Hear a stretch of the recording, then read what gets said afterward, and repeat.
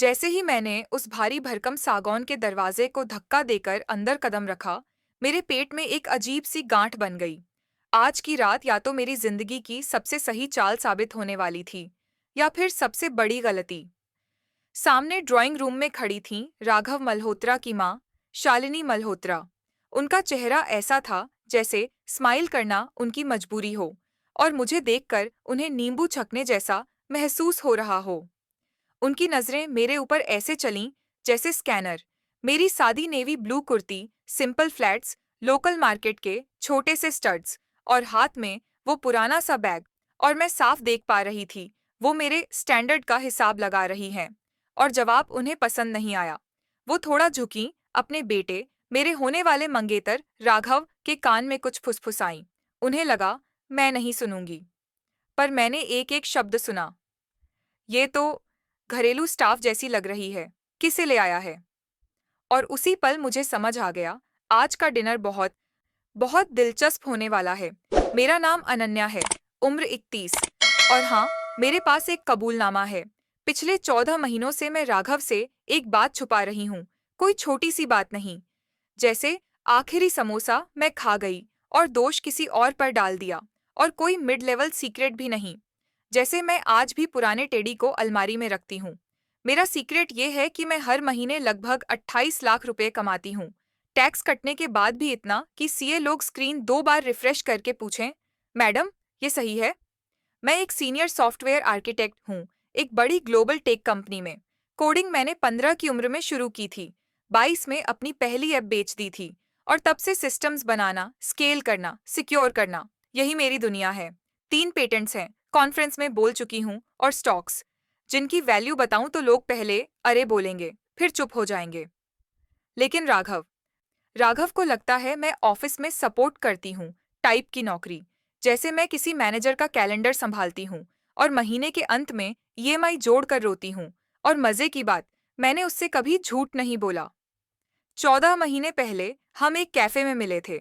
बारिश, भीड़, और मैंने गलती से उसकी टेबल पर अपना ऑर्डर रख दिया। उसने हंसकर कहा, आप टेक में हो? मैंने कहा, हाँ, टेक में। उसने अगला सवाल किया, तो एडमिन वगैरह? मैंने बस मुस्कुरा के कहा, टीम सपोर्ट करती हूँ। वो खुद ही ब्लैंक्स भरता चला गया, और मैंने उसे रोका नहीं। क्यों? क्योंकि मेरे जीवन की सबसे अहम इंसान, मेरी नानी ने मुझे एक चीज सिखाई थी। इंसान का असली चेहरा तब दिखता है जब उसे लगता है सामने वाले से उसे कोई फायदा नहीं होने वाला। जब उसे लगता है कि तुम काम के नहीं हो, कनेक्शन नहीं हो, क्लास नहीं हो, तभी वो अपना असली रंग दिखाता है। मेरे माता पिता, मैं 7 साल की थी तब चल बसे थे। मुझे नानी ने पाला। उनका घर साधारण था, पुरानी सी स्कूटी थी। वो लोकल सब्जी मंडी से खरीदती थीं, और कपड़े हमेशा सिंपल। उन्होंने मुझे सिखाया सादा खाना, सादा रहना, और सबसे जरूरी, अपने आप को बैंक बैलेंस से मत तौलना। और मुझे ये बात तब पता चली जब मैं 24 की थी और नानी दुनिया से चली गईं, कि वो करोड़ों की मालकिन थीं। उन्होंने सालों पहले एक बिजनेस खड़ा किया था, सही निवेश किए थे, और फिर भी उन्होंने दिखावा नहीं चुना, चरित्र चुना। उनकी अलमारी में चमकदार साड़ियां नहीं थीं, पर उनकी बातों में इतनी चमक थी कि पूरा मोहल्ला आदर से मालकिन कहता था। उनकी एक चिट्ठी आज भी मेरे बेडसाइड ड्रॉअर में है। उसमें लिखा था, अनन्या, लोग तुम्हें तब सबसे ज्यादा सच बताएंगे जब उन्हें लगेगा तुम किसी काम की नहीं। उसी पल उन्हें ध्यान से देखना। तो जब राघव ने कहा कि आज मुझे उसके घर फैमिली डिनर पर चलना है और बात आगे बढ़ सकती है, और फिर उसने बहुत कैजुअली जोड़ दिया, मम्मी फर्स्ट इम्प्रेशन को लेकर थोड़ी पर्टिकुलर हैं। मैं समझ गई, ये वही टेस्ट है जो नानी ने मुझे गिफ्ट में दिया था। मैंने तय किया, मैं आज बिल्कुल वैसी ही जाऊंगी जैसी वो लोग मुझे समझते हैं। सिंपल, अनअस्यूमिंग, बिना ब्रांड और बिना शोर।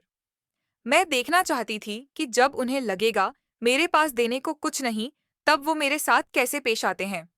और हाँ, अगर आप इस कहानी में खुद को कहीं भी रिलेट कर पा रहे हो, कभी किसी ने आपको कपड़ों, एक्सेंट या बैकग्राउंड से जज किया हो, तो अभी कमेंट में बस एक शब्द लिख दो, समझा।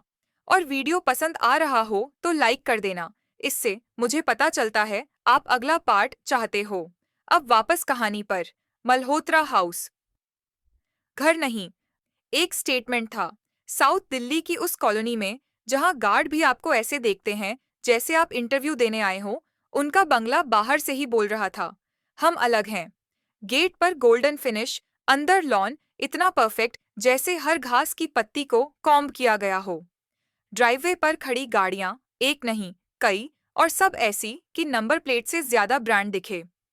मैं अपनी पुरानी ग्रे i20 लेकर अंदर गई, जिसे मैं प्यार से लड़ाकू कहती हूँ, क्योंकि उसने मेरे साथ हर शहर, हर प्रोजेक्ट, हर स्ट्रगल देखा है। मैंने रियर व्यू मिरर में खुद को देखा। हल्का मेकअप, बाल लो पोनीटेल, और कान में नानी के दिए छोटे से गोल्ड स्टड्स। मैं बिल्कुल वैसी लग रही थी जैसी उन्हें चाहिए थी, उनकी दुनिया के बाहर की। परफेक्ट। दरवाजे पर राघव मिला। उसने मुझे गले लगाया, पर वो गले लगना थोड़ा शो पीस जैसा था। जैसे कैमरा ऑन हो तो लोग ज्यादा मुस्कुराते हैं। उसकी नज़र मेरी ड्रेस, मेरी सादगी और मेरे खाली हाथों पर गई, और उसकी आंखों में कुछ चमका, शर्मिंदगी, जैसे मैं उसकी इमेज के हिसाब से फिट नहीं बैठ रही।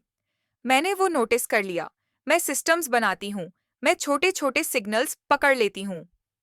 अंदर कदम रखते ही घर चमक रहा था। क्रिस्टल झूमर, दीवारों पर बड़े बड़े फ्रेम, और फर्नीचर ऐसा कि दिखने में महंगा, बैठने में सजा। एकदम नया पैसा, पुरानी तहजीब बनने की कोशिश वाला माहौल। और फिर वो सामने आ गईं, शालिनी मल्होत्रा।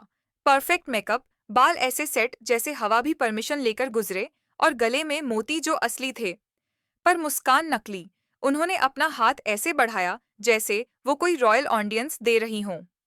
मैंने हाथ मिलाया, ठंडा, डीला, बिना गर्मजोशी। और फिर वही फुसफुसाहट, वही हेल्प वाला कमेंट। मैंने मुस्कुराकर ऐसे बिहेव किया जैसे कुछ सुना ही नहीं, क्योंकि मेरा मकसद लड़ना नहीं था, मेरा मकसद देखना था। ड्राइंग रूम में एक और किरदार था, राघव की बहन, रिया। वो 15 मिनट लेट आई, जैसे लेट होना उनका सिग्नेचर हो। उसके कपड़े और ज्वेलरी देखकर लगा जैसे उसने किसी हाई एंड स्टोर में बिल मत पूछना वाला ऑप्शन चुन लिया हो। उसने मेरी तरफ देखा और बस एक शब्द बोला, हाय। वो भी ऐसे जैसे उसने किसी मजबूरी में कहना पड़ा हो। फिर वो अपनी माँ के पास जाकर किसी चैरिटी गाला, किटी पार्टी और फलाने फ्लोरिस्ट को निकाल देना चाहिए वाली बातें करने लगी, और मुझे हवा बना दिया। मैं पानी का ग्लास पकड़े खड़ी रही और अंदर से सोच रही थी, वाह, स्वागत तो ऐसा है जैसे मैं इनकी वाईफाई का पासवर्ड पूछने आई हूँ। राघव वहीं खड़ा था, असहज पर चुप। मैंने दूसरी बार नोट किया, वो मुझे बचाने नहीं आया। डिनर टेबल किसी होटल के वीआईपी हॉल जैसी थी। काटने वाले चम्मच छुरी इतने कि लग रहा था एक प्लेट पनीर टिक्का नहीं, पूरी शादी निपट जाएगी। शालिनी जी ने मेरी तरफ देखकर मीठी आवाज में कहा, आपको फॉर्मल डाइनिंग की आदत नहीं होगी, कोई बात नहीं, धीरे धीरे सीख जाएंगी। वो सीख जाएंगी नहीं बोल रही थीं, वो तुम्हारी औकात बोल रही थीं। मैंने शांत स्वर में कहा, नानी कहती थीं, कटलरी से नहीं, टेबल पर बैठे लोगों के संस्कार से फर्क पड़ता है। रिया ने एक हल्की सी हंसी दबाई, जैसे मैंने कोई बच्चों वाली बात कह दी हो। शालिनी जी की स्माइल 1 मिलीमीटर टाइट हुई, और तभी मुझे समझ आया, मैंने सही बटन दबाया है। सवालों की बारिश शुरू हुई। कहाँ की हो?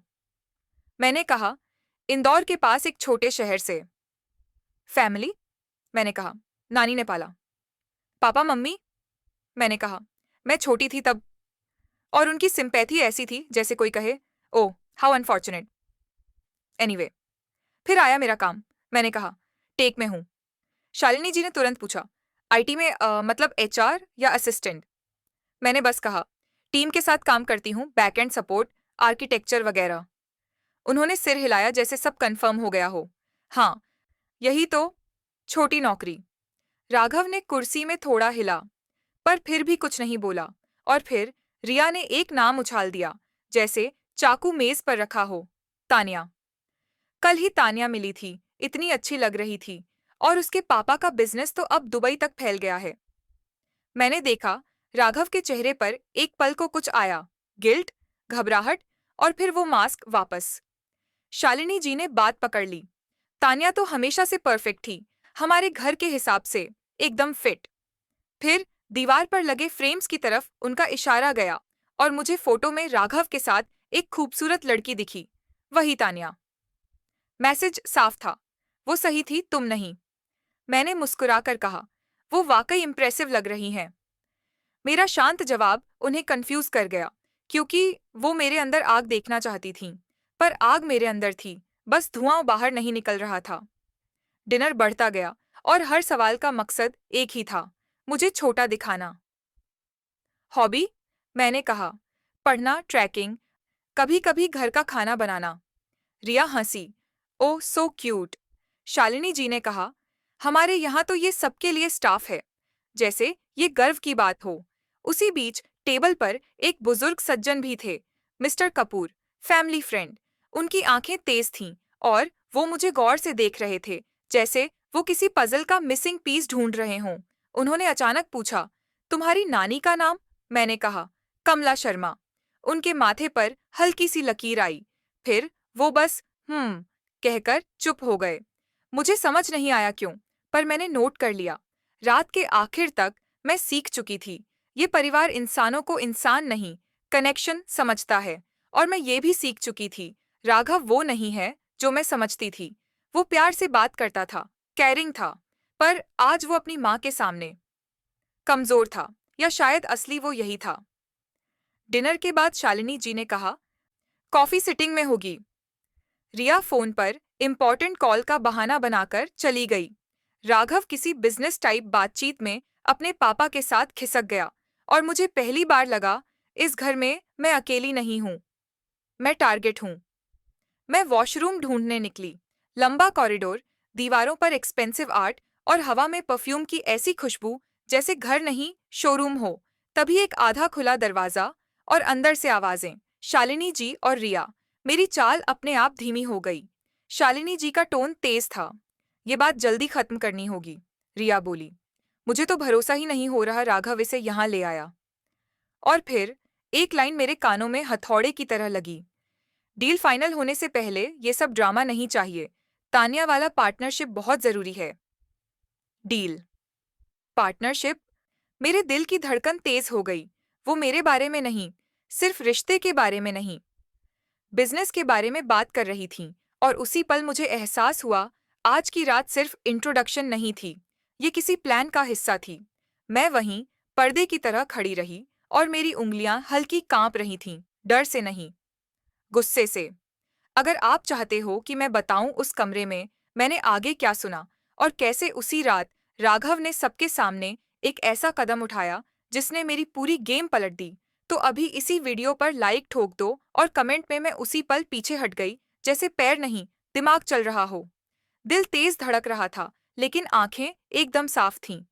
नानी की बात याद आई, जब लोग तुम्हें कमजोर समझते हैं, वो तुम्हें सबसे बड़ा फायदा दे देते हैं। सरप्राइज का। मैं वॉशरूम तक गई, चेहरे पर पानी मारा, आईने में खुद को देखा। वही सिंपल अनन्या। पर अंदर से अब मैं टेस्ट नहीं कर रही थी, अब मैं रीड कर रही थी। मैंने लिपस्टिक हल्की सी ठीक की, बालों की एक लट कान के पीछे की, और अपने एक्सप्रेशन पर वो मुस्कान चढ़ा दी जो मैं मीटिंग्स में क्लाइंट को समझाते वक्त पहनती हूँ, शांत, विनम्र, लेकिन कंट्रोल में। वापस सिटिंग एरिया में आई तो माहौल बदला हुआ था। लाइटिंग थोड़ी डिम, सोफे की पोजीशन थोड़ी शिफ्ट, जैसे किसी ने जानबूझकर सीन सेट किया हो। शालिनी मल्होत्रा फायरप्लेस के पास खड़ी थीं, उस तरह खड़ी जैसे स्कूल में प्रिंसिपल असेंबली में स्टूडेंट को बुलाती है। उनके पति अशोक मल्होत्रा दरवाजे के पास थे, चेहरे पर थकान और मजबूरी का मिक्स।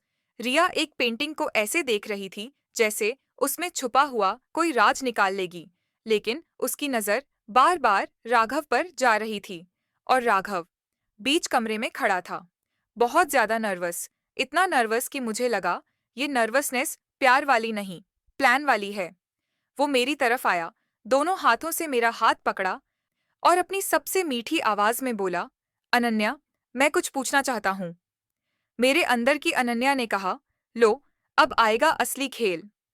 राघव ने एकदम फिल्मी स्पीड में बोलना शुरू किया, मुझे पता है मेरी फैमिली थोड़ी इंटेंस हो सकती है, लेकिन मैं क्लियर हूँ। मैं तुम्हारे साथ रहना चाहता हूँ। और फिर वो मेरे सामने एक घुटने पर बैठ गया। कमरे में एक सेकंड को सन्नाटा छा गया, जैसे सबने पहले से रिहर्सल करके रखा हो। उसने एक छोटा सा बॉक्स खोला। रिंग बड़ी थी, चमकीली थी, ठीक वैसी जैसी शालिनी जी को पसंद आती। लेकिन मेरे प्रोफेशन की आदत डिटेल नोटिस करना यहाँ भी काम आई। डायमंड का शाइन थोड़ा धुंधला सा था, सेटिंग थोड़ी असमान, दिखने में महंगा, असल में बस दिखावा। राघव ने कहा, क्या तुम मुझसे शादी करोगी? शालिनी जी की आंखों में जीत चमक रही थी, जैसे उन्होंने कोई डील साइन करवा ली हो। रिया के चेहरे पर वो हल्की सी स्मर्क, जैसे देखो फंस गई।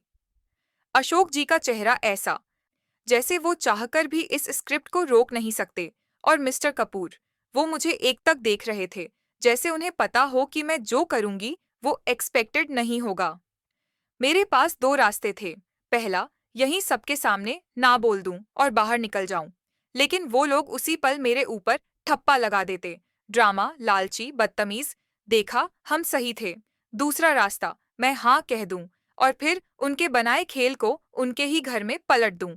नानी की आवाज भीतर गूंजी, जिसे तुम्हें छोटा समझने दो, उसे लगता रहेगा वो ऊपर है, तब तक तुम नीचे से पूरी इमारत हिला सकती हो। मैंने हल्की सी सांस ली और मुस्कुराकर कहा, हाँ। कमरे में नकली खुशियां फूट पड़ीं। शालिनी जी ताली बजाने लगीं, जैसे कोई अवार्ड फंक्शन हो। रिया ने आगे बढ़कर ठंडी ठंडी बधाई दी। कॉन्ग्रेट्स। राघव ने रिंग पहनाई। वो रिंग मेरी उंगली में नहीं, मेरे प्लान में फिट हो गई। उसके बाद सब कुछ एक धुंध जैसा चला। शैंपेन, फोटो, शालिनी जी की बड़ी बड़ी बातें। अब तो हमें वेन्यू देखना होगा। मेरी फ्रेंड की बेटी का वेडिंग प्लानर बेस्ट है। हमारे सोशल सर्कल में ये न्यूज़ कल तक हो जानी चाहिए। हर बात में हम था, मैं था, लेकिन अनन्या कहीं नहीं थी।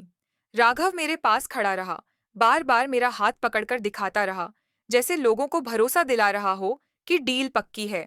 और तभी मुझे वो लाइन फिर याद आई जो मैंने दरवाजे के पास सुनी थी। डील फाइनल होने से पहले ड्रामा नहीं चाहिए। तो ये शादी शादी नहीं थी, ये इंश्योरेंस पॉलिसी थी। रात के आखिर में राघव मुझे बाहर तक छोड़ने आया। ठंडी हवा थी और लॉन की लाइट्स में उसका घर और भी फिल्मी लग रहा था। उसने मेरी तरफ देखकर पूछा, तुम ठीक हो मम्मी? कभी कभी। वो वाक्य पूरा नहीं कर पाया। मैंने बहुत आराम से कहा, मैं ठीक हूँ। उसने मेरा माथा चूमा और बोला, सब ठीक हो जाएगा, वो तुम्हें पसंद करने लगेंगी। मैंने मन में कहा, पसंद? मुझे तुम्हारी पसंद नहीं चाहिए, मुझे तुम्हारी सच्चाई चाहिए। मैं कार में बैठी, सीट बेल्ट लगाई और जैसे ही गाड़ी स्टार्ट की, मेरी नज़र साइड मिरर में उनके घर पर गई।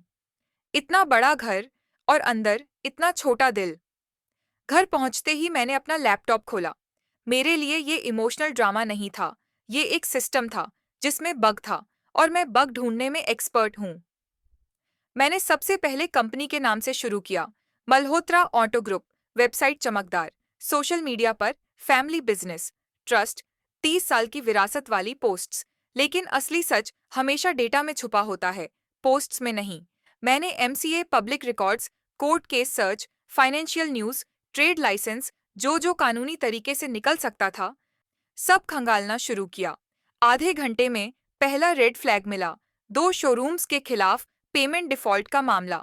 फिर दूसरा, एक पुराने पार्टनर के साथ टर्म्स डिस्प्यूट।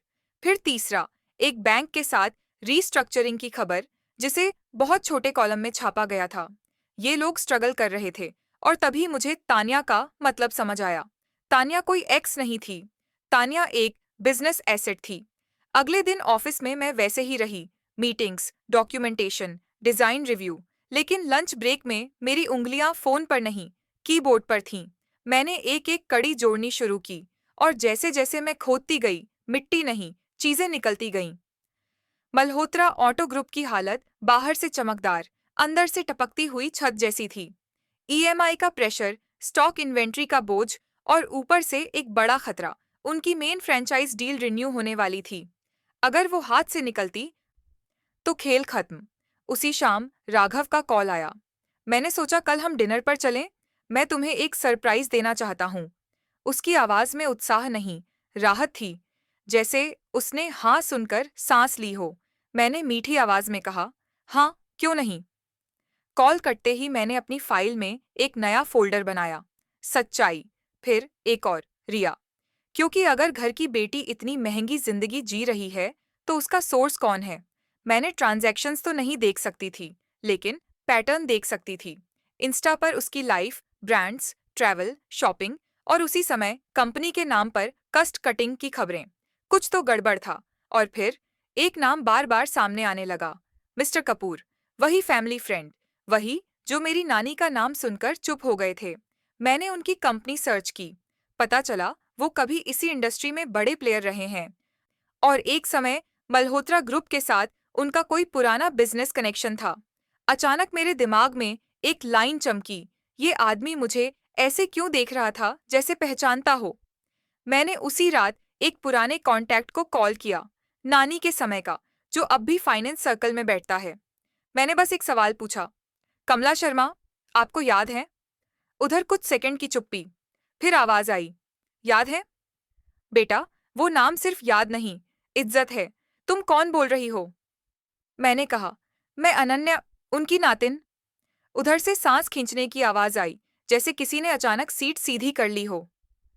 अच्छा, तो तुम वही हो, और तुम मल्होत्राओं के घर गई थी? मेरे रोंगटे खड़े हो गए। हाँ, मैंने कहा। उसने धीमी आवाज में कहा, तो समझ लो तुम सिर्फ शादी में नहीं जा रही, तुम एक पुराने हिसाब किताब के बीच में खड़ी हो। कॉल कटने के बाद मेरे हाथ कुछ सेकंड तक कीबोर्ड पर रुके रहे। पुराने हिसाब किताब, मतलब ये लोग सिर्फ मेरे साथ गेम नहीं खेल रहे, इनके पीछे इतिहास है, और इतिहास हमेशा अपने साथ धमाका लेकर आता है। उसी रात एक और चीज हुई। राघव ने मैसेज किया, कल मम्मी चाहती हैं तुम जल्दी आ जाओ, कुछ फैमिली अनाउंसमेंट है। Family announcement. मेरे दिमाग में वही शब्द गूंजे जो मैंने दरवाजे के पीछे सुने थे, डील फाइनल होने से पहले। मैंने लैपटॉप स्क्रीन पर खुले डॉक्यूमेंट्स देखे, केस नंबर, खबरों के क्लिप, पार्टनर डिस्प्यूट्स और एक एक करके जुड़ती हुई तस्वीर। मैंने धीरे से अपनी उंगली से टेबल पर टैप किया और मन में कहा, ठीक है, अनाउंसमेंट चाहिए ना? कल देखते हैं किसका अनाउंसमेंट होता है। तभी मेरे फोन की स्क्रीन पर एक नोटिफिकेशन फ्लैश हुआ, एक अनजान नंबर से व्हाट्सएप मैसेज, सिर्फ एक लाइन, अगर तुम सच में कमला शर्मा की नातिन हो, तो कल मल्होत्रा हाउस अकेली मत जाना। मेरी उंगलियां वहीं रुक गईं। अकेली मत जाना। व्हाट्सएप पर अनजान नंबर, ना डीपी, ना नाम, बस वही एक लाइन। दिल ने कहा डर, दिमाग ने कहा डेटा।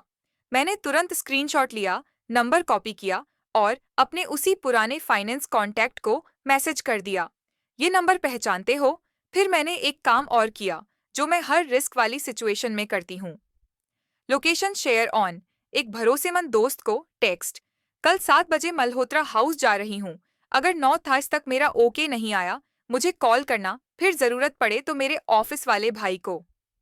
ड्रामा नहीं, प्रोटोकॉल। अगली सुबह ऑफिस में मेरा फोकस स्क्रीन पर था, लेकिन कान हर नोटिफिकेशन पर। दोपहर तक जवाब आया, वही कांटेक्ट बोला, नंबर मिस्टर कपूर के पीए का है, और सुन, कपूर साहब तुमसे मिलना चाहते हैं, आज ही। मेरा सिर हल्का घूम गया। तो अनजान नहीं, जानबूझकर चेतावनी थी। मैंने कैफे में मिस्टर कपूर को मिलने के लिए हाँ कहा और ऑफिस से निकलकर एक नॉर्मल जगह चुन ली, भीड़, कैमरे, खुले में। मिस्टर कपूर आए, शांत चेहरे के साथ, जैसे उनकी आवाज में भी हिसाब किताब बैठा हो। बैठते ही उन्होंने बिना घुमा फिरा कहा, तुम्हारी नानी ने कभी तुम्हें एक बात बताई थी, मल्होत्राओं के बारे में? मैंने कहा, नानी ने नाम नहीं लिया, बस इतना सिखाया कि लोग तब असली होते हैं जब उन्हें लगे तुम बेकार हो। उन्होंने हल्की सी मुस्कान दी, कमला जी यही कहती थीं। फिर उनकी आंखें सख्त हो गईं। अनन्या, शालिनी और रिया तुमसे बदतमीजी नहीं कर रहीं, वो तुम्हें यूज कर रहीं, जिस तरह उन्होंने सालों पहले मुझे यूज किया था। मेरी सांस धीमी हो गई। किस तरह? उन्होंने जेब से एक छोटा सा फोल्डर निकाला, किसी को बदनाम करने के लिए नहीं, सिर्फ तुम्हें सावधान करने के लिए। अंदर पुरानी डील के पेपर्स, एक बिजनेस पार्टनरशिप और टर्मिनेशन की लाइनें।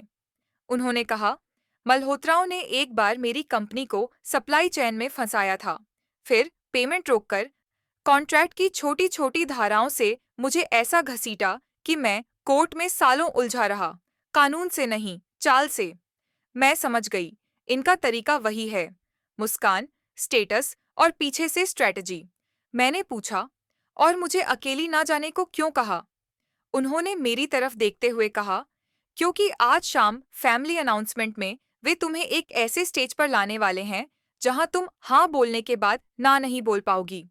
और अगर तुमने सवाल पूछे तो वो तुम्हें इमोशनल, लालची या कैरियर वाली घमंडी साबित कर देंगे।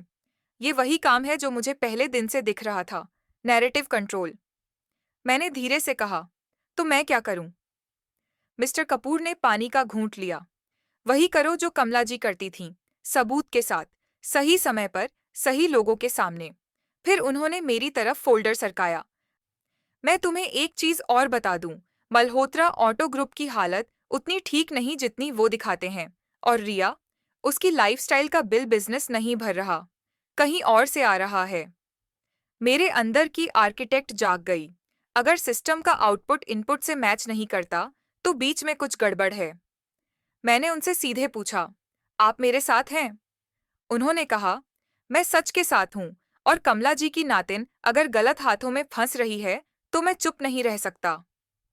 मैं वहां से निकली तो डर कम था, स्पष्टता ज्यादा। मैंने उसी दिन दो और काम किए। पहला, मैंने अपनी असली प्रोफाइल तैयार रखी, कंपनी आईडी, लिंक्डइन, पेटेंट्स, मेरी नानी के नाम से जुड़े बिजनेस रिकॉर्ड। दूसरा, मैंने अपने एक लॉयर दोस्त को बस इतना कहा, आज रात कोई पब्लिक अनाउंसमेंट हो सकती है, अगर कुछ भी लिखित साइन करवाने की कोशिश हो तो मैं कोई सिग्नेचर नहीं दूंगी। शाम को मैं मल्होत्रा हाउस पहुंची तो पहली बार मैंने गौर किया, गेट पर गार्ड ज्यादा थे। ड्राइंग रूम में कुछ एक्स्ट्रा लोग भी थे जो पहले नहीं थे। घर में वो पार्टी वाली खुशबू थी, पर उसके नीचे टेंशन की गंध भी। शालिनी जी ने मेरा स्वागत ऐसे किया जैसे पिछले दिन की बदतमीजी कोई सपना थी। आओ बेटा, आज हम बहुत खुश हैं, रिया ने भी मीठी आवाज में कहा। भाभी, आज की रात स्पेशल है। राघव मेरे पास आया। उसकी आंखों में नर्वसनेस अब भी थी, लेकिन इस बार वो खुशी नहीं थी, ये डर था। मुझे उस पर एक पल को दया आई, फिर याद आया, दया सिस्टम ठीक नहीं करती, सच करता है। शालिनी जी ने सबको लिविंग एरिया में बुलाया। बीच में एक छोटा सा स्टेज सेट था, फोटो बैकड्रॉप, और एक आदमी कैमरा लेकर खड़ा था। अरे वाह, मैंने मन में कहा, तो ये है फैमिली अनाउंसमेंट। शालिनी जी ने हाथ जोड़कर कहा, आज हम एक खुशखबरी शेयर करने जा रहे हैं।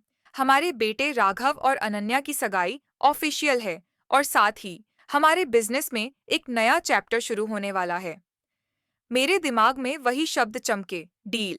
शालिनी जी ने राघव को इशारे से आगे किया। राघव ने माइक पकड़ा, आवाज हल्की कांपी, मम्मी, अनन्या, हम। और तभी रिया ने पीछे से एक फाइल आगे बढ़ाई। बस ये साइन कर दो अनन्या, ये तो फॉर्मेलिटी है, फैमिली प्रोटोकॉल। फॉर्मेलिटी? यही तो ट्रैप होता है। मैंने फाइल ली, एक सेकंड में ऊपर की लाइन पढ़ी, private event, release consent, plus joint financial disclosure. मतलब आज की रात सिर्फ रिश्ते की नहीं, मेरे नाम, मेरी पहचान, मेरी फाइनेंसेस को कंट्रोल करने की शुरुआत है। मैंने फाइल बंद की, मुस्कुराई, और बहुत शांत स्वर में कहा, मैं कुछ बोलना चाहती हूँ, यहाँ सबके सामने। कमरे में हलचल हुई। शालिनी जी की मुस्कान में हल्का सा झटका आया। अरे बेटा, बाद में। मैंने कहा, नहीं, अभी। और मैंने माइक अपने हाथ में ले लिया। मैं जानती थी, ये वो पल है जहां या तो वे मुझे कठपुतली बना देंगे या मैं उनके धागे काट दूंगी।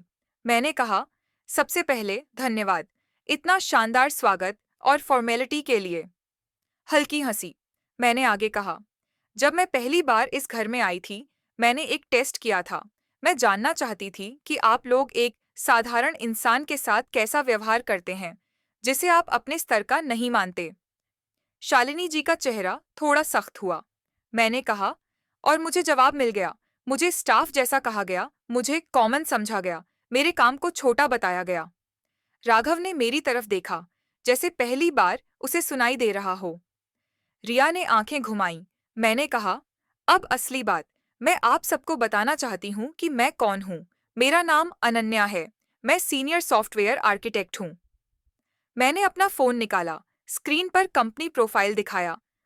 ये मेरा ऑफिशियल प्रोफाइल है और ये मेरी नानी कमला शर्मा, जिन्होंने मुझे पाला, जिनके नाम को कई लोग यहाँ पहचानते भी हैं। मिस्टर कपूर ने हल्का सा सिर हिलाया। कमरे में कुछ लोग, जो फैमिली के स्पेशल गेस्ट थे, एक दूसरे को देखने लगे। शालिनी जी ने तुरंत बोलना चाहा, देखो ये सब अभी। मैंने उन्हें रोका नहीं, बस आगे बढ़ गई। मैंने कहा, राघव ने मुझसे कभी मेरी जॉब डिटेल्स नहीं पूछी। उसने मान लिया कि मैं सपोर्ट स्टाफ हूँ। मैंने झूठ नहीं बोला, मैंने बस उनकी धारणाओं को सच मानने दिया। और फिर मैंने सीधे राघव की तरफ देखा, क्योंकि मैं जानना चाहती थी, तुम मुझसे प्यार करते हो या उस इमेज से जो तुम्हारे घर के लिए सुविधाजनक है। राघव की आवाज निकली, अनन्या, ये। मैंने कहा, एक मिनट। फिर मैंने फाइल ऊपर की। और आज आप लोग मुझसे साइन करवाना चाहते हैं, बिना बताए कि ये किस लिए है। ये फॉर्मेलिटी नहीं है, ये कंट्रोल है। अब कमरे की हवा बदल चुकी थी। शालिनी जी का चेहरा लाल होने लगा। तुम हमारी इज्जत। मैंने शांत होकर कहा, इज्जत पैसे से नहीं आती, इज्जत व्यवहार से आती है। फिर मैंने वो लाइन बोली जो नानी की चिट्ठी की तरह मेरे अंदर छपी थी। इंसान का असली चरित्र तब दिखता है जब उसे लगता है सामने वाले से कोई फायदा नहीं। कमरे में सन्नाटा। रिया ने तीखे स्वर में कहा, तो तुम क्या चाहती हो, हमें नीचा दिखाना? मैंने मुस्कुराकर कहा, नहीं, मैं बस खुद को बचाना चाहती हूँ, और राघव को भी, अगर वो सच में समझदार है। राघव का चेहरा टूटता सा लगा। अनन्या, मैंने उसी पल अपनी उंगली से रिंग निकाली और अपनी हथेली पर रखी। मैं ये रिश्ता आज यहीं रोक रही हूँ। शालिनी जी ने जैसे सांस रोक ली। तुम पागल हो गई हो। मैंने कहा, नहीं, मैं साफ हो गई हूँ। फिर मैंने सबके सामने राघव की तरफ रिंग बढ़ाई। तुम्हें अगर सच में शादी करनी है तो पहले अपने घर के डील वाले सिस्टम से बाहर आओ, वरना मैं आपकी किसी स्क्रिप्ट का हिस्सा नहीं बनूंगी। राघव ने मेरी तरफ हाथ बढ़ाया, पर उसके हाथ में ताकत नहीं थी। वही कमजोरी जो मैंने पहले दिन नोट की थी, और उसी कमजोरी ने मेरे अंदर आखिरी फैसला पक्का कर दिया। मैंने शालिनी जी की तरफ देखा। आपने मुझे छोटा समझा, क्योंकि मैं सिंपल कपड़ों में थी। लेकिन याद रखिए, क्लास कपड़ों में नहीं होती, क्लास तरीके में होती है। मैंने माइक टेबल पर रखा, अपना बैग उठाया और बिना किसी बहस के बाहर चल दी। पीछे से आवाजें आईं, रिया की झुंझलाहट, शालिनी जी का गुस्सा, राघव की घबराई हुई पुकार। लेकिन इस बार मैं नहीं रुकी। बाहर गाड़ी में बैठकर मैंने एक लंबी सांस ली, जैसे किसी भारी कमरे से निकलकर खुली हवा मिली हो। और पहली बार मुझे लगा मैंने खुद के लिए स्टैंड लिया है। रास्ते में फोन बजा, स्क्रीन पर राघव का नाम। मैंने कॉल नहीं उठाया। फिर दूसरा नंबर आया, मिस्टर कपूर का मैसेज। तुमने बिल्कुल सही किया, कमला जी गर्व करती। मैं बस एक शब्द लिख पाई, धन्यवाद। घर पहुंचकर मैंने रिंग को एक छोटे बॉक्स में रखा और नानी की चिट्ठी को निकाला। वही लाइन पढ़ी, जब कोई तुम्हें कम समझे वो तुम्हें सरप्राइज का मौका देता है।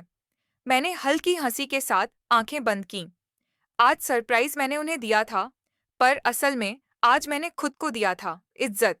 और अब आपसे एक सवाल, अगर आपके साथ भी कभी किसी ने आपके कपड़े, काम या बैकग्राउंड से आपको छोटा समझा हो, तो आपने क्या किया? नीचे कमेंट में अपनी कहानी लिखो, मैं दिल से पढ़ूंगी। और अगर आपको ऐसे रियल देसी हाई वोल्टेज स्टोरी टाइम्स पसंद हैं, तो अभी चैनल को सब्सक्राइब कर दो, लाइक दबा दो और शेयर कर दो किसी उस दोस्त के साथ जिसे आज सेल्फ रिस्पेक्ट वाली ताकत चाहिए। अगले वीडियो में मैं बताऊंगी राघव ने बाद में क्या कोशिश की और शालिनी मल्होत्रा ने अपने नुकसान को छुपाने के लिए कौन सा नया खेल शुरू किया।